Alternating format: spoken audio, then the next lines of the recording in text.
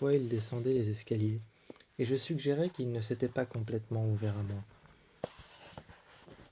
J'avais l'impression qu'il ne s'était pas encore ouvert à nous, j'avais l'impression qu'il ne nous parlait pas complètement, et parfois quand il s'asseyait à table, il était toujours reclus, les jambes en arrêt, il était toujours à nous regarder, les jambes repliées, la chaise tout près de la table, et nous on était avec lui. On le regardait parfois en silence, ça pouvait durer des heures, et puis il y avait une discussion qui s'installait entre nous deux. Mais toi, jamais tu ne parlais de lui. Lui, jamais ne parlait de nous. Il restait là, assis sur cette chaise, et il y avait toujours une sorte de malaise constant, mais un malaise qui n'était jamais vraiment quelque chose. Un malaise qui n'était jamais vraiment un malaise comme on peut le ressentir. Quelque chose entre amis ou alors quelque chose entre potes. Pas ce genre de malaise dans lequel tu te sens mal. Pas ce genre de malaise dans lequel tu as l'impression que tout va mal, que tout va de travers, et qu'il y a quelque chose à combler. Un blanc. Non, là c'était plus un malaise dans le sens que lui ne parlait pas, mais que nous on avait un tas de questions à lui poser. C'était plus un malaise dans le sens qu'on avait un tas de questions à lui poser. Mais il ne parlait pas. Il restait assis sur la chaise, et ensuite il s'en allait.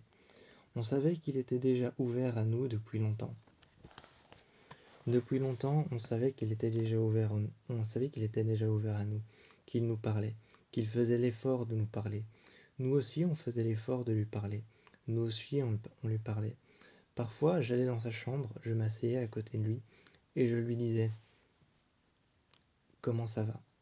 Je lui parlais, je lui demandais comment ça allait, je lui demandais est-ce qu'il s'était acclimaté à la maison correctement.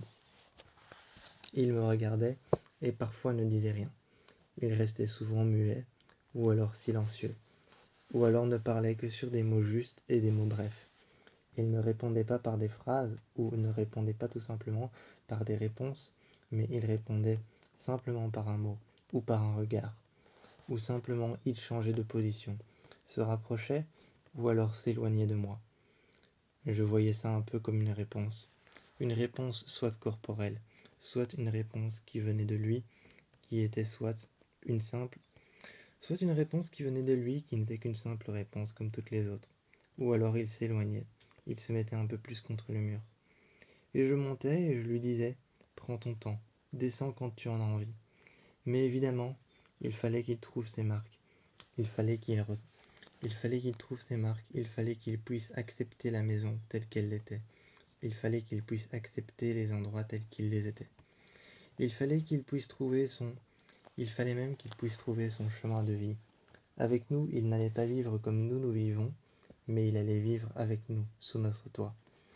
Il n'était encore qu'un naufragé, à nos yeux.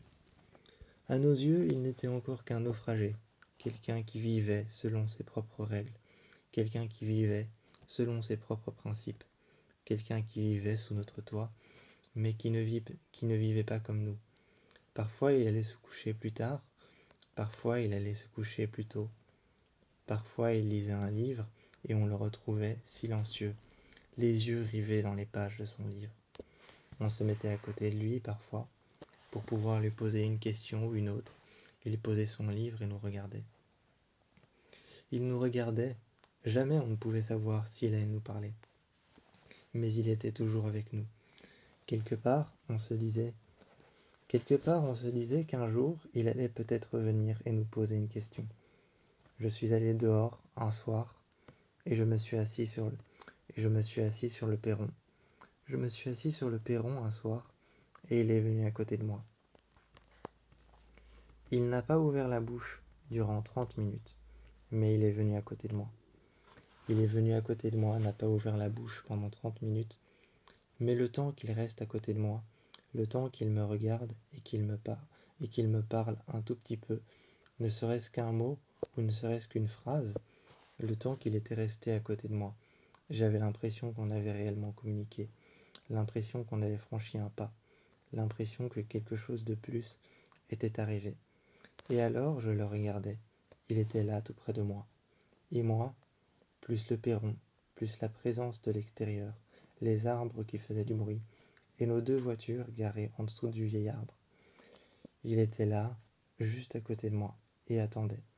Ensuite tu es venu, et tu as ouvert la porte, et tu as dit « Venez ». Rentrez, il commence à faire froid. On est rentré et on a fermé la porte. Mais tout de suite, alors que j'ai mis ma main dans son dos et que je voulais l'emmener avec moi dans le salon, il a franchi les escaliers, est monté et a fermé la porte de sa chambre. Je voulais lui dire quelque chose, mais tout de suite, tu m'as tenu la main et tu m'as dit « Attends, attends avant de monter. Attends avant de monter. Évite de monter tout de suite. » Je t'ai regardé et j'ai tout de suite su que tu avais raison. Il fallait que j'évite de monter si vite. Il fallait que j'évite de le frustrer. Il était venu de lui-même, il était venu me parler. Enfin, il n'était pas réellement venu me parler. Mais il fallait que j'évite de monter maintenant. Il fallait que j'évite de passer la première et de monter tout de suite dans sa chambre, de frapper à la porte et de demander si je pouvais rentrer. Il fallait que j'évite de faire ça. Et tu m'as dit, non, ne monte pas maintenant, pas encore. Alors je me suis assis sur le fauteuil et tu m'as dit, s'il ne nous parle pas, s'il ne nous parle pas, si pour le moment il vient simplement nous voir, mais ne dit rien, si tu es allé t'asseoir sur le lit avec lui et qu'il s'est reculé, ce n'est qu'un langage verbal pour le moment. Pour le moment, on est dans la phase où ce n'est qu'un langage verbal et un langage visuel. Il s'installe, il prend ses places, il essaye de poser ses marques. Il s'installe tranquillement dans la maison, il dépose ses marques et les endroits où il préfère être, comme le fauteuil dans le salon, ou alors comme sur son lit dans le coin, près de la fenêtre, là où tu t'es installé avec lui.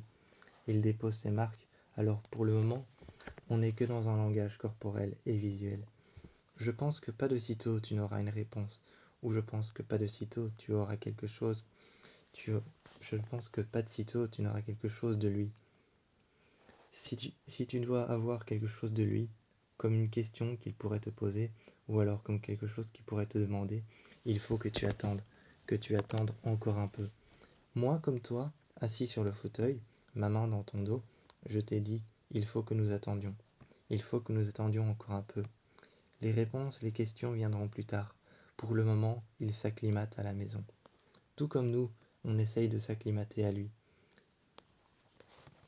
Je t'ai regardé et je me suis mis à genoux en disant « C'est un échange vice-versa, c'est un échange vice-versa qui fonctionne dans les deux sens, un peu comme le signe de l'infini. Lui s'acclimate à la maison, s'acclimate à notre toit, à notre mode de vie, et nous on s'acclimate à lui, parce qu'il ne nous parle pas encore. Il réagit, il regarde, il observe, et nous on s'acclimate à ça. On doit s'acclimater à ça, jusqu'au jour où on va devoir tout rechanger une nouvelle fois. Parce qu'il aura parlé, et il se sera mis à nous poser des questions, et à nous parler pour de vrai, ce qu'on attendait depuis longtemps. Il faut qu'on s'acclimate à ça, il ne faut pas le frustrer, ou il ne faut pas lui sauter dessus comme ça, ou essayer de lui arracher les paroles de la bouche. Il faut juste qu'on attende que tout se pose les uns après les autres.